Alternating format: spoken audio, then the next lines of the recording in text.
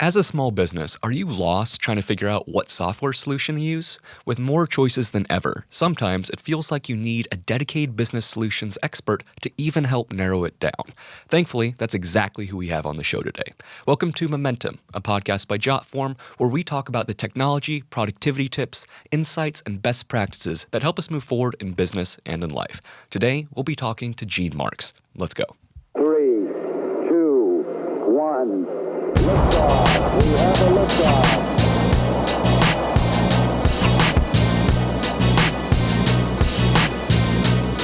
Maintaining momentum. All right, so this is Elliot, your host, and today I am here with someone you may have seen collaborate with us before, so it's great to finally have you on the Jotform podcast today. Gene, welcome to the show. Thank you very much for having me on, Elliot. I appreciate it. Yeah, I appreciate you being here. All right, so you have a lot of potential titles. I'm looking at a few here. From small business owner, author of 5 management books, columnist. You've been published in the New York Times, Washington Post, and you have your very own Forbes column. You've also appeared on MSNBC and the Wharton Business Channel. But let's go back to how you got started on this journey and maybe provide just a little bit of background for our listeners who might not be as familiar with you. Sure. Yeah, that's fine. I mean, so first of all, I guess we're not doing this on video, because if anybody can actually watch me right now, you would know right away when I say that I'm a CPA. That would, there might be a video component. Just a heads up, but it'll lend some authenticity. So for to those of you guys actually watching this, like big spoiler alert, I'm a CPA. Take a look at this face. That's how I started out. And then I started my business way back in 1994, which is like, I'm thinking about I think Clinton was president, Jesus. But anyway, so for the past however many years, we do technology consulting, and we specialize really in CRM, customer relationship management applications. But a lot of the applications that we implement are for small and medium-sized business. And they cross the whole spectrum of different types of small and mid-sized business applications. And like you mentioned earlier, I do write in a lot of different places. Specifically for this conversation, though, I write 6 times a month for Forbes on technology and CRM. So I do it for selfish reasons, mainly so I can stay ahead of the tech that impacts my business and my clients. Sure. And then I can share it with whoever wants to read about it in Forbes or talk about it like we're going to do today. Yeah, absolutely. So obviously, kind of as a thought leader in that space, you're uniquely qualified to today's topic, I think. I figured we'd leverage that expertise and pick your brain a little bit just on the top software solutions you're currently recommending for small businesses. Obviously, there are a lot of different needs out there. Each business is unique, but for the majority of our Jotform users who operate in the small business landscape, which is a lot of our users, I'm willing to bet there's still plenty of common ground and overlap we could cover just with sort of a consolidated list of what you would recommend coming from your position and expertise. So I'll give you the floor, and I'm excited to hear what your thoughts are. We could pick an industry or a sector first. Maybe we start with CRM, your sure. dessert. Yeah, I mean, there's, I do sell CRM solutions, so it is sort of my bread and butter and what I love talking about. But CRM is one of the categories of software that any small business should have, and we'll cover a few of them. But we'll start with CRM. Okay, so it's a giant market. It's like an $80 billion market. 91% of companies with more than 11 employees now use CRM software, and a lot of smaller companies than that also use CRM software as well. And not to insult anybody's intelligence, CRM is customer relationship management. It's always good to spell it out. It is. And some of the big players that are out there, Elliot, I mean, they have brand names. I mean, people recognize Salesforce. They recognize Microsoft Dynamics. They recognize Zoho, Sugar, Nimble, Insightly, Copper. There's a bunch of great mainstream CRM applications that small businesses can get for a very affordable price. And of course, if you're listening to this, or maybe even watching this, you're asking yourself, like, what can I use the CRM system for? And let me just tell you the 3 big benefits of a CRM system. So, right? Number one is, first of all, it's a database. It's a database. So nothing falls through the cracks with a good CRM system. So, if you are doing it the right way, you've got everybody that touches your businesses in your database. That's vendors, suppliers, customers, prospects, your mom, your dad, your cousin, your bookie, whoever. They're all in there if they're touching you. And you've got follow-ups, which means that, you're following up on deals, you're following up on sales, you're following up on service, you're following up on marketing. Everybody has some type of reminder or follow-up in there, so nobody falls through the cracks. No quotes fall through the cracks. No service issues fall through the cracks. That's one of the biggest advantages of having a good CRM system. The second is that everybody's on the same page. Which is a more diplomatic way of saying nobody in your company looks like a dope. Because if you have a good CRM system, whoever contacts anybody from your company can see who else has been talking to that person, and the emails that have been sent, and any prior activities or any notes or any information about them. Maybe this person is bought this certain product from somebody in your company, or they're a certain type of company, or they're a Mets fan, unfortunately, or maybe their kid's getting out of prison. One of those things, real-time alignment. Yeah, it is. Yeah. So everybody's on the same page. So that's the second big, benefit of a CRM system. The third, everybody, is as we all get older and the average age of the small business owner gets older, having a good CRM system helps build intangible value in your business that you can sell one day when you want to exit out of your business, because people want to buy data. And if your data is good, a CRM system will do that for you. So there are many good platforms that are out there, Elliot. I mentioned a few. Again, Salesforce, Dynamics, Zoho, Copper, Insightly, Nimble. Those are some of the examples that are out there. Google them and their competitors. But I can tell you right now, you pick anyone, if it's implemented the right way, it should be a huge value to your business. So that's the first big thing businesses should have. Are some structured more towards large scale enterprise clients and some structured more for the little guy, or are they all kind of a one size fits all depending on your plan? It's a great question, because even the ones that the big guy players, they say like oh yeah, we're for small businesses. Yeah, they say they're good for small businesses too, and they're really not. I mean, so to answer your question, yeah.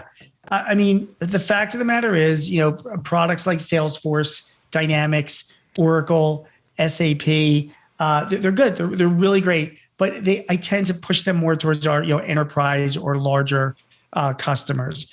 There's a whole bunch of affordable CRMs, like Zoho is a great one, as well as Nimble, Copper, Insightly that I mentioned, Sugar. They're more geared towards more smaller size businesses. So, it's a great question, because whenever I talk to a prospective client for CRM, I always ask, how many users are you going to have? If they tell me 5, I can kind of push them in that direction. There's no reason why you should buy, a school bus if it's just like you and your spouse. Do you know what I mean? So, why have overkill? So the answer to your question is yes, absolutely. There are CRMs targeted depending on the size of your company. Definitely. And I feel like there's maybe a misconception that generally for CRMs, you need to be, it's strictly for sales or anything like that. But you made a good point that CRMs, any touch point with your company, any contact, whether you're providing a service, whether you're getting a service, anything, it's all stored there. So regardless of your industry, it's really something you should consider if you have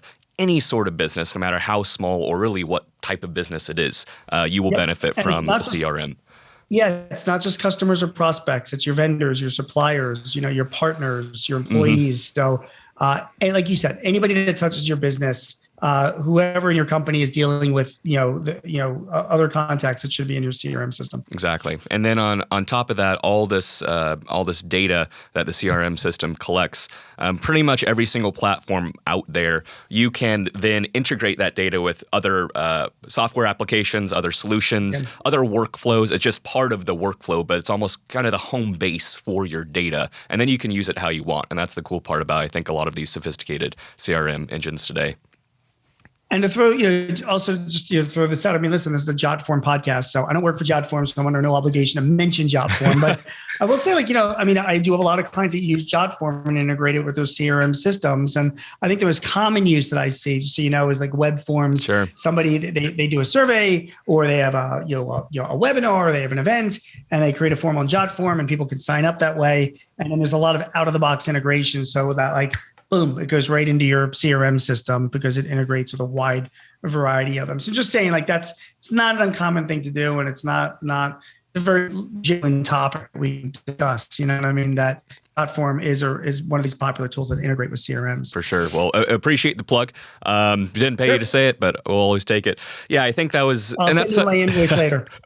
And that's key for our customers because, as you mentioned, people who use Jotform, it's generally just not necessarily in a silo. It's usually in alignment, in conjunction, in coordination with some other type of software tools. And so many companies have CRMs or are onboarding CRMs, and it's one of our most popular integrations at this point. I'm sure a lot of similar companies to us would probably say something similar. So CRMs, absolutely pivotal. Maybe let's switch category a little bit. Talk about another thing that basically any company needs, no matter their size, an HR software solution. Especially as companies have become more remote, I think it's even more important to have it on the web somewhere. It's we're past the days of having a couple people in a small cubicle office and you have one HR manager. People have to be autonomous, manage a network now, even for small companies. So maybe you could speak a little bit to some HR solutions that you like and why companies need it now. Sure. So Paychex, ADP, Bamboo, Gusto, Zenefits, Paycor. Those are just to get started. Okay. Mm-hmm. Those are some of the platforms out there. Here's how it's changed though, Elliot. I've been so wrong on so many predictions because I'm such a dope, but I never even thought people were going to be moving to the cloud with their accounting systems because, small business owners were the most cynical and distrusting people in the world. And yet everybody's flying to the cloud. I thought the same with HR systems. Who's going to put their HR data on the cloud? It's just, they're never going to do that. And of course everybody is because I'm a dope. So now what I'm seeing is, you didn't have to agree with me, by the way, but what I'm seeing is, I felt obliged. You're just being nice. Says the 5-time author. Yes. There's been this proliferation of HR cloud-based applications come out that are being adopted just quickly by a lot of small and mid-sized companies. I named a bunch of them, and I just want to explain to you what they all do. Okay, they all integrate with your payroll system. So everybody in your company gets a mobile app. So it's on their mobile device, and if they need to check their payroll, they just look it up in the mobile app, right? If they need to put in for PTO or vacation or sick time, whatever it is, they do that through the mobile app, right? Mm-hmm. If they need to update their contact information or update their health insurance policies or change their 401k selections, they do that through the mobile app as well. The mobile apps themselves also, a lot of these systems come with modules to do performance reviews.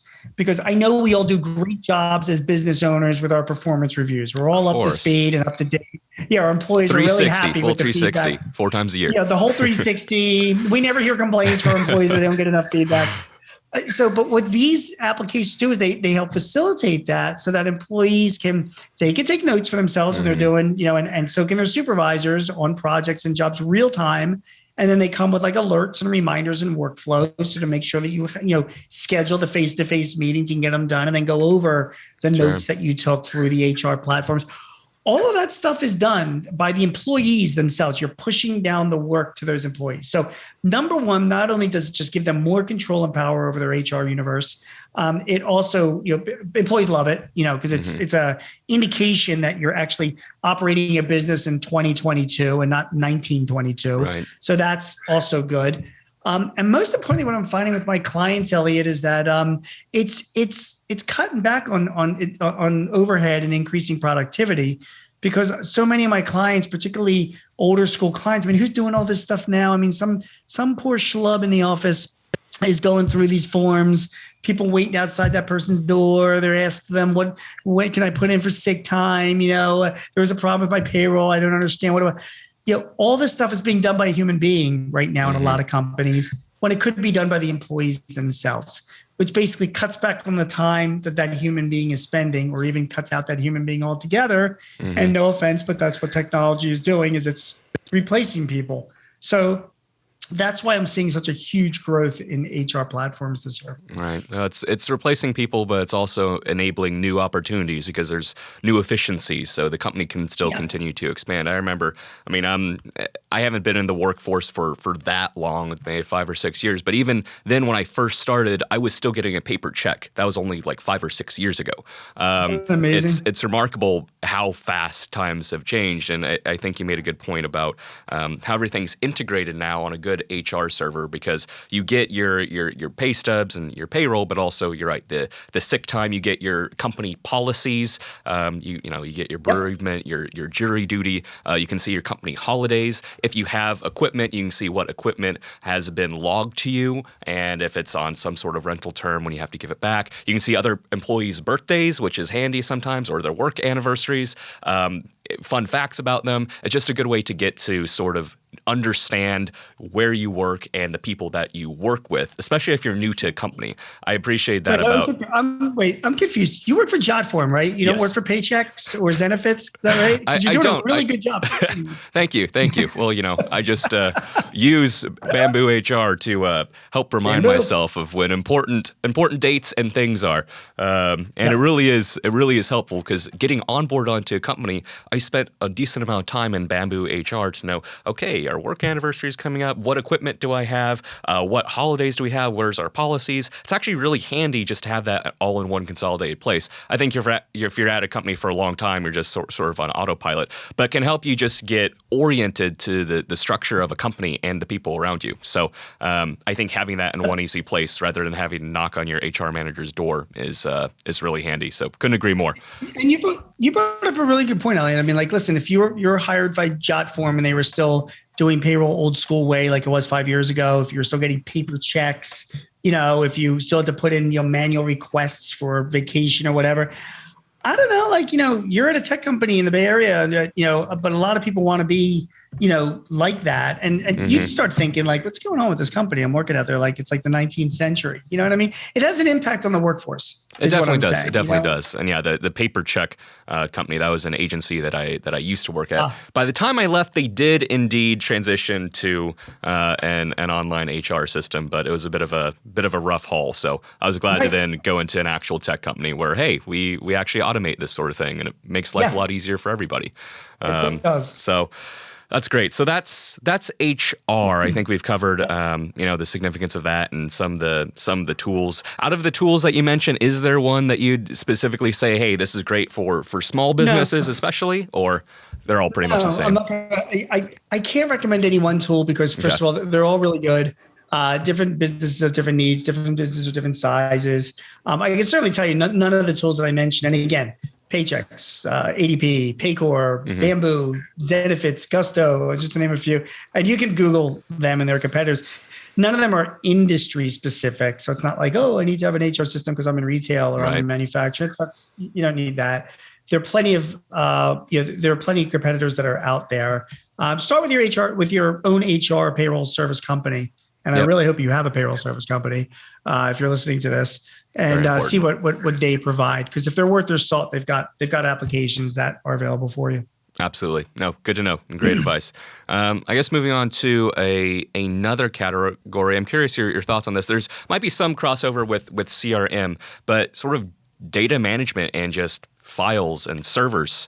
If companies have to deal with large quantities of data, regardless of where that's coming from, everything is now stored in the cloud. It's great to have physical copies of it somewhere, but you need to have it online and accessible. And even small businesses need to store large amounts of data these days, depending on the type of sector or industry you're in. So do you have any recommendations along that category and why companies need that instead of sort of old school storage solutions? Yeah. First of all, doesn't it amaze you how much garbage like you generate in your home? Do you ever think about that? Like, I try not to think about it. I'll be like, I live in a one bedroom. It'll be I can barely move. Yeah, I mean, it'll be like a day or two, and I'm taking out the trash, and it's just my wife and I now. I mean, our kids, they're in their 20s now, and we're like, Jesus, we generate a lot of garbage for just two people. Like, where is this coming from? That's remarkable. It's the same thing with. It's amazing, and it's the same thing with your data. I mean, we're generating, just gigabytes of data all the time with all of the, photos, documents, videos that we're doing. Even just core data in our, accounting or CRM or collaboration systems, and the smallest of businesses are doing that. So they have to have a system for managing their data. So let me just share with you just some thoughts on what I'm seeing with my clients. This is not. Elliot, I mean, again, this is not something I've created on my own. I'm not smart enough to do that. I can just report back to you what my smartest clients are doing. You know what I mean? So for starters, like my smartest clients don't have data in-house anymore. Okay. There's no more servers. There's no Windows, I mean, they've got their devices and their network, but everything is stored, outside of their office in the cloud. Okay. Right. And even if they have an old school system, I have plenty of clients that are still using QuickBooks Desktop, or a database and FileMaker, which, the partner's nephew created back, in 2005, but it's still doing whatever they're doing for their business. They just don't keep it internally anymore. They host it outside, which means that if you've got any data, any old school programs, files, all that, you should be storing this with a managed service provider is what you want to look for. There are plenty of good ones that are out there. I like one that I work with and recommend to a lot of clients. It's called Right Networks. They're excellent. They're based, in New Hampshire. They're a publicly held company. We use them. It's just, they'll host QuickBooks. They all do this. It's the Right Networks isn't the only game in town. So you can Google their competitors, but it's a managed service provider that not only hosts all the data, makes sure that everybody can get connected, supports the connections if anybody's having any problems, and then make sure that the data is backed up and secured. And right. Is it 100% secured? No, because if anybody tells you that you've got 100% security, they're lying to you. Even you guys at Jotform can't provide 100% security. You don't know, That's right? True. Who's out there. But companies like Jotform, companies like Right Networks, they've got the security and they got the bucks to hire, smart people and the best tools to make sure that their data that they're storing is secure as they could possibly make it, more so than a typical small business. And companies like yours and managed service providers, your whole business model is built around making sure that people's data doesn't get hacked. Absolutely. Because if people's data was, you guys would be out of business. So it's a number one priority. So again, when people say about security with managed service providers or cloud companies like Jotform, I'm always like, dude, they got way more resources and money than you do. So, and they got more motivation to make sure nothing gets screwed up. So we are very invested in keeping your data safe so we can stay in business. So you can stay in business. So it doesn't eliminate the risk, but you are minimizing that risk as much as possible. Right. So you want to make sure that your data is out there and stored that way. Now, some people like to use other services like Dropbox, for example. So in my company, like we have QuickBooks that's hosted by Right Networks, but then we use a CRM system. We use Zoho. So we use that for projects and CRM. And then we have files. So we actually have a choice. We can, some people, like I have 10 employees. Sometimes for certain types of files, we'll save it with Right Networks. Sometimes we have a Dropbox company account as well. We'll save it there. Regardless, our Right Networks files are synchronized with Dropbox. So we save files with Right Networks on their server, but then it's also going to Dropbox so that if a Scud missile hits Dropbox, hits Right Networks, you know what I mean? Or a fallback, fail safes, which is hugely important. It's exactly. Yeah. So that's what we do. That's how we manage it. Very, very important to make sure that you've got a setup similar to that. So you've got redundancy and you've got your data stored in more than one place. It also helps if you get hacked. So that you can restore from a separate place. No, you made a good managed service. I'm sorry, go ahead. I was just going to say, no, you made a great point about kind of the security of it all and making sure to go with really an established company, because hosting data is one of the easiest things that you can do if you're just starting up or figuring out the tech thing. It's kind of low hanging fruit, but to do it securely and do it well, that can be a little bit trickier. So go to the established companies. To your point, any company that says your data is 100% safe, they are BSing you. But any company that has a proven track record and has the resources to actually, have the insurance and have really the bulwarks to protect your data with their own infrastructure, that's the kind of company that you want on your side, and don't fall for a lot of these online server solutions that I've seen, and they end up being phishing scams or something like this. Store your data for free. Of course, they'll take it. So that's why you have to be really careful how you store your data. But I think as long as you're going with a trustworthy company, do a little bit of research, you'll probably be fine. Now, I'm going to even add to that as well, because you're absolutely right on all points. a lot of IT firms back in the day, the typical IT firm, they did networks and setting up servers and all that kind of stuff. Most of the good ones, all of them, most of the good ones have pivoted to the cloud. So you might still work with a local IT firm who quote unquote is hosting your data. Know that you could ask, but in all likelihood, that little firm that's located in the next town over is not physically hosting your data. They have probably signed on with Amazon Web Services or Google Cloud or Microsoft Azure, and they're hosting the data on those platforms, which is good for you because those platforms are more established, supported, and secure. So you could still work through your local IT company and get support from them. They'll help you manage it. They'll do, whatever.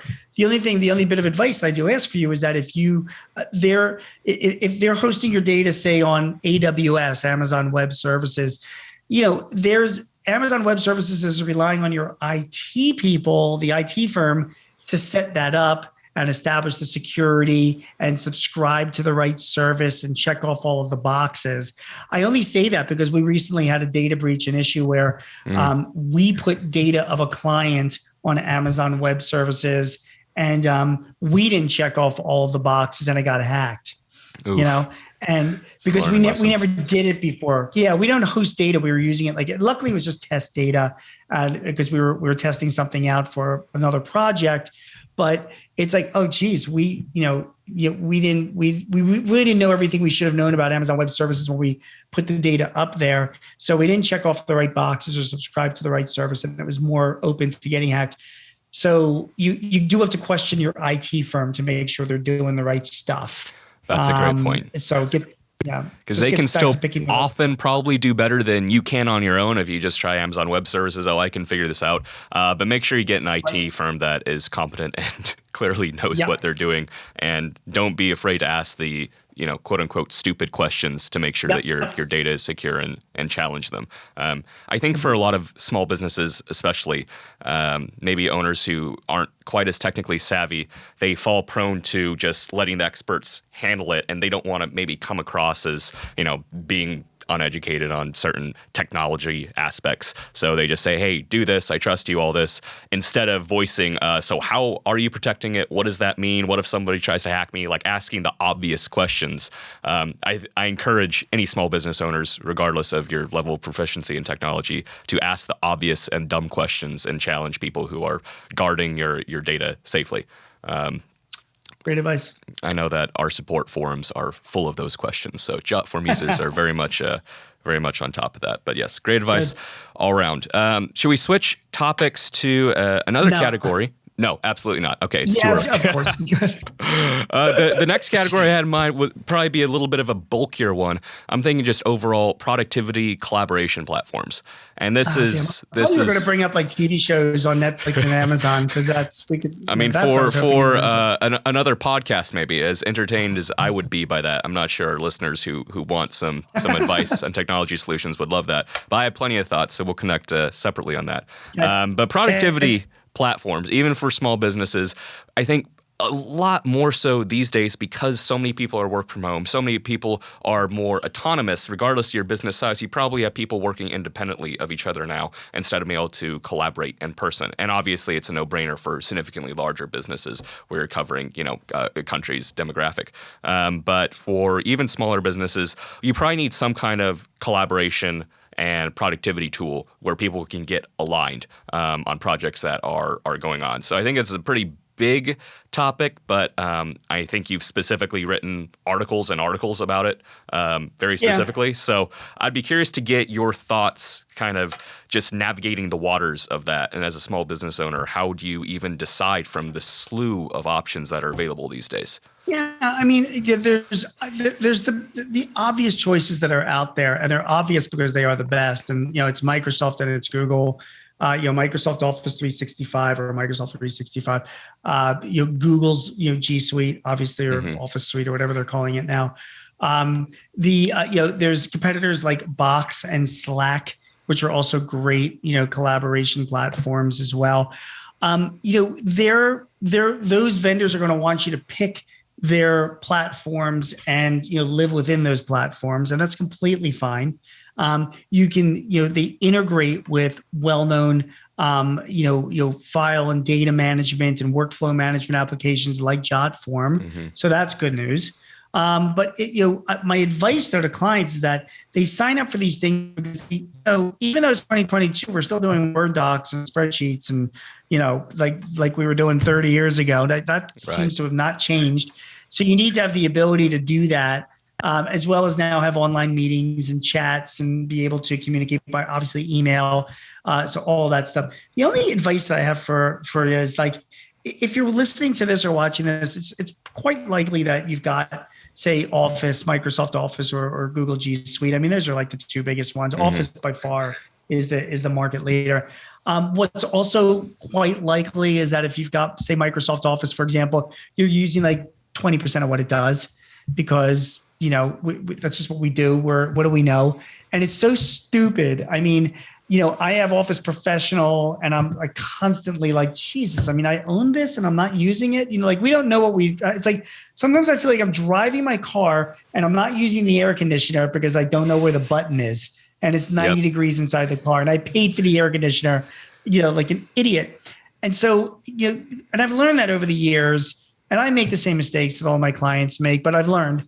And the advice I have is that regardless of the collaboration system that you have, you get some training, invest in somebody to come and teach you and your workers what you own. I mean, Microsoft Office is a perfect example. Like, did you know, Elliot, that there's real-time translation in Skype and Teams? Did you know that you could talk to, you and I could be having this conversation right now. Instead of using Zoom, we could be using Microsoft's, video player because they have their own internal Zoom that can be used externally. And as we're talking, it can be translated into Mandarin for any Chinese viewers, for example. That's incredible. And believe me, they're all locked down right now, so they got plenty of time to watch us and listen to us. But it's in real time using like the Office platform. Yep. And then in addition to this, there's, with Office, you can, multi-factor authentication, the security where, if you log into your bank account and then it has to send you a text message and you have to enter a PIN to get access to it. In Office, like G Suite, you can do that. You can apply that to like specific documents. So like, I've got a super confidential employee agreement. I don't want anyone seeing it but this person. So you can set multi-factor authentication, not just a password, but a PIN required as well. It's crazy. Then I have like clients that like, back in the day, you're too young for this, but back in the day, a lot of people would walk around their warehouses with these Nextel walkie-talkies. I've seen it in movies. Yeah, you see it in the movies, right? Okay, fine. So, you see a Humphrey Bogart talking to Lauren Bacall and saying like, we got a problem, and, aisle 3, whatever. Microsoft Teams now has a function where you can do that automatically on your smartphones, like turn them into walkie-talkies, like these Nextel things. I didn't know that. Yeah, when I told that to clients, they like freaked out because they were like, wow, because now they can walk around and talk to each other very easily, like a one button, whatever. Those are just 3 examples of just stuff that you own in your collaboration system that you probably don't even know you have. So they're all good, but get training, I guess, is my takeaway. Because I think it can really be overwhelming because the tech behemoths, the Microsofts and the Googles of the world, they are very invested in making them your one-stop shop. So I think this is why they add so many different features to try to either one up the other or stay relevant. Because now every platform has like an immediate chat, some sort of collaboration, obviously file server, video conferencing. Every platform has video conferencing now. Right. And they are trying to make it so you don't need to go anywhere else but them. And you're right. I think it could be absolutely overwhelming. And so many people have no idea the capabilities that are in their G Suite or their Microsoft portfolio. So I think that's excellent advice. Now, is that sort of training? Where are people even find that? Is that an IT consultant? Easy. Okay. Yeah. 2 places. You can even go to the vendor like Microsoft, Slack, Google, whoever, and ask, do you have any consultants that we can work with? Or LinkedIn. Go to LinkedIn. I mean, you can go. There's plenty of independent people on there that do this kind of consult. It's going to cost, by the way. I mean, these people cost anywhere from I don't know, 50 to $200 an hour, depending on the person that you hire. I know Not a you bad and I are living. in the wrong business, but Clearly. yeah, but so they're going to spend 5 to 10 hours with you, maybe training you and a group of people so that you can make some decisions. Okay, so it's $1,000, couple $1,000, whatever. But I think it's well worth it to get more productivity out of what you already own. Yeah, and if you can get plenty of people there in that session, optimally you can help boost their efficiency coming out of that, and that's well worth any $100 that you end up spending. So I think that's excellent advice.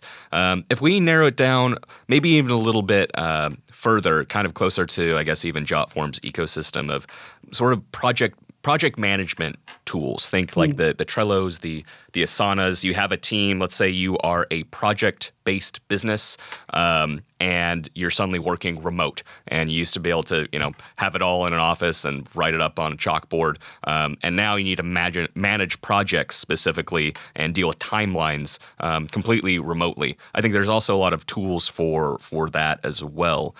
Where would you advise a small business owner to start trying to find a good online project management solution like those?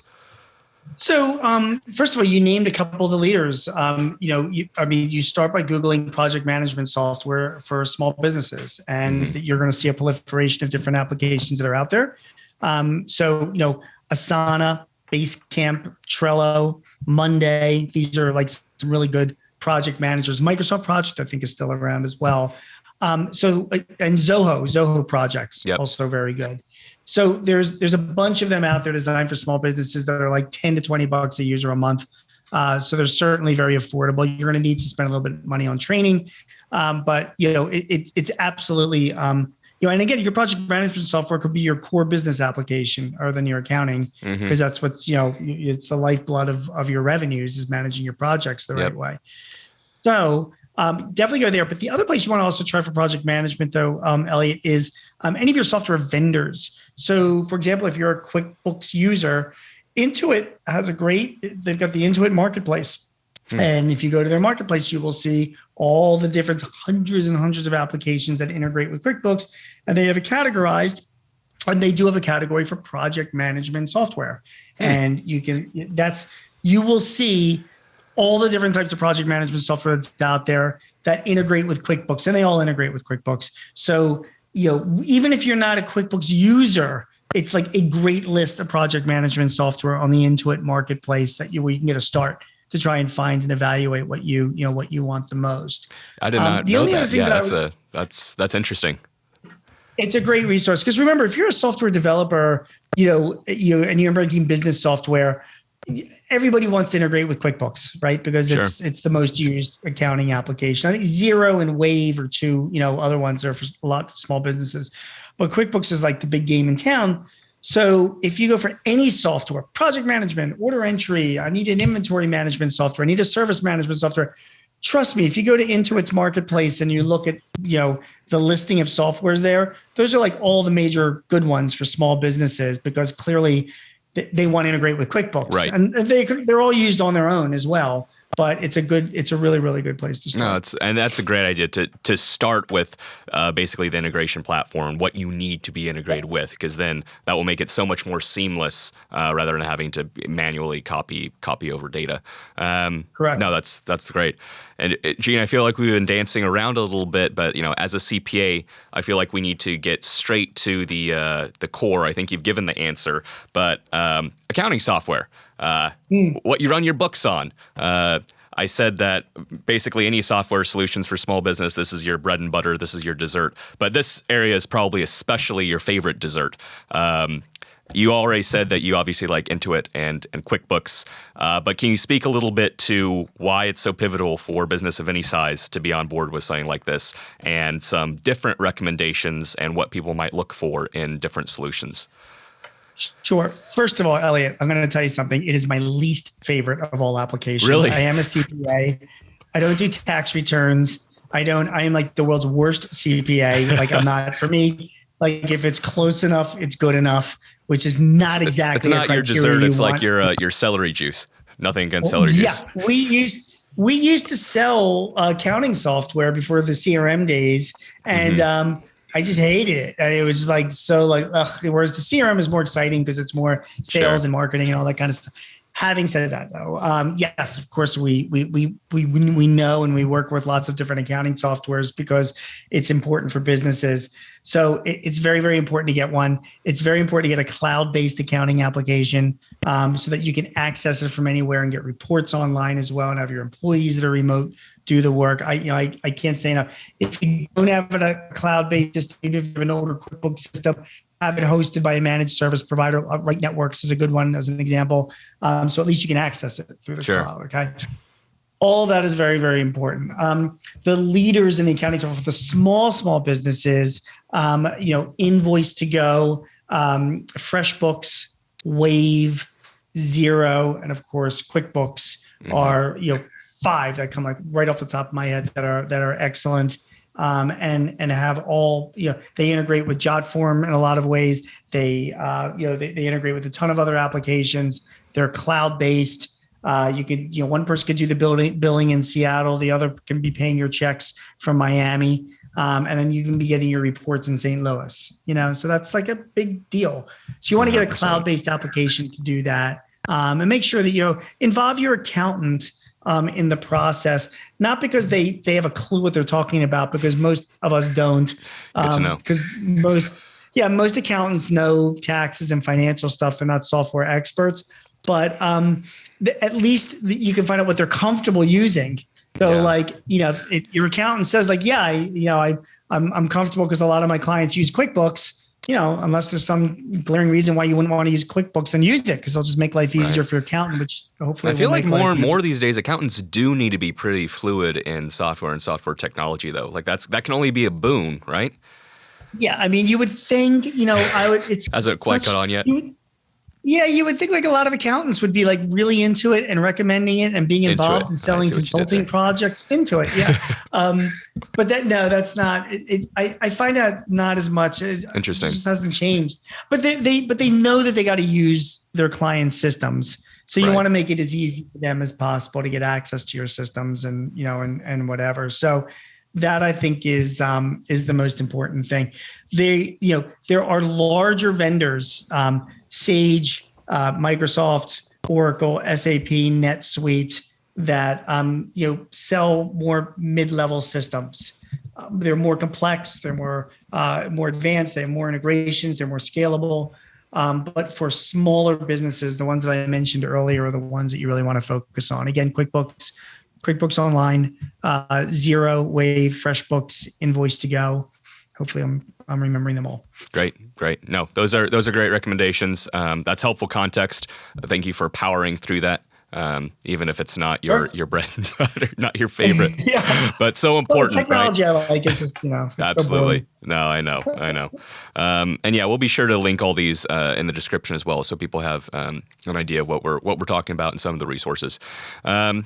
Moving on, just another thing that I think a lot of small businesses need, maybe without realizing it, is a secure way, teeing up Jotform a little bit, but a secure way to collect data, collect signatures, do contracts, legal documents like that. Jotform obviously is a solution for a lot of that. It's not the only one. I think it's fair to our listeners to kind of talk about what's out there for those types of requirements specifically, because pretty much as we go into remote work, everyone needs an online way to do this. You can't always have someone sign a physical piece of paper anymore for their data or for the signature. So how do you start breaking down that huge field of data collection requirements that all these companies need and suddenly need to do it fully remotely if they haven't been able to do so before as a small business? Well, yeah, I mean, the leader in that field is DocuSign. I mean, they're the most well-known brand, but there are a lot of other applications that have imitated DocuSign with a lot of success. Jotform is one of them. Adobe Sign is another one. Zoho Sign. And again, if you those are 4 examples right there, and you can Google any one of those 4 and Google their competitors, you'll find even more. They become very, very accepted for signatures right now. And depending on the industry that you're in, like for example, I just signed my tax returns yesterday, and Jesus Christ, Elliot, the amount of money I owed in taxes. I don't even want to go. Hurts. Like, can we go into this? It's like, geez, but okay. So just sign that. They used like their own, from their account, their own tax prep software had their own doc signing application, which they used as well. I mean, there was a period when I was talking about this stuff a few years ago where it was all still up in the, is this really illegal? Is this whatever? But like the world's gotten past that, and everybody's just accepted online signatures, and that is what it is. I think it's a vital thing to have. I mean, we use it in our business all the time when we send out quotes or anything that needs a signature. The only other thing I can tell you is that, they take like everything else. I mean, it's not like you just sign on and you're using it right away. I mean, it takes a little bit of time to learn how to use these things, set up the individual fields, and then have it come back into your system with data. So, you have to prepare yourself for a bit of a learning curve. I think Jotform's options are excellent for digital signing as well. So it should be something that you should really consider. And I don't know the pricing for you guys, but I'm imagining it's probably one of the more affordable options as well. That would be my guess. Yeah, I'd say so. That's definitely been one of our boons and differentiators. Yep. And I think the good platforms, they make it simple enough. I remember my last job, I had to use DocuSign and had to go through a pretty rigorous training with it because I had a somewhat complex use case for it. But I genuinely think that Jotform is a little bit more intuitive and easier to use. But it depends on how sophisticated your need is, what exactly you're using it for, and to what extent. So I think it's not a one-size-fits-all approach. There also is a difference between an electronic signature and a digital signature that I think is important to know. A lot of people don't really know the difference between that. We have a whole video on it that's good to check out. I do not know the difference. Somebody else, I don't know. Do you know the difference, or do we have to watch the video? I don't want to speak off the cuff to it in case I get it wrong, but let's just say that one is more secure than the other as far as how it is traced back to, how it holds up legally, say in court, and how it's timestamped. So there is a difference between a digital signature and electronic signature. They are not actually interchangeable, even though they are used interchangeably. So, for instance, DocuSign can do either or both. I think digital just has a little bit more of a verification process. Nothing crazy as the blockchain, but it's a little more intense.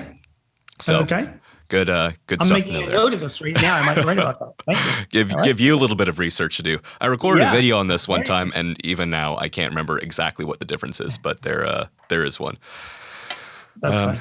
But yeah, I'm trying to think, Jane. These are a lot of important topics that we've covered and solutions that I think a lot of small businesses need. Is there anything we've left out, any specific category that most small businesses are like, I'm going to need this too, that sort of fits into their tech portfolio that we haven't covered yet? Security. I know we talked about the security over managed service providers, but I just wanted everyone to know that because of the explosion in people working from home, and that's not going to end even in a hybrid environment, there's been a correlated explosion of ransomware attacks, which have gone up like 300%. Heard about it in the news all the time these days. Yeah. And it's because, we're all just dopey people working from our computers at home. We're sharing our PCs with like our seventh graders, like, what are we thinking? We're downloading all sorts of nonsense. So it's just the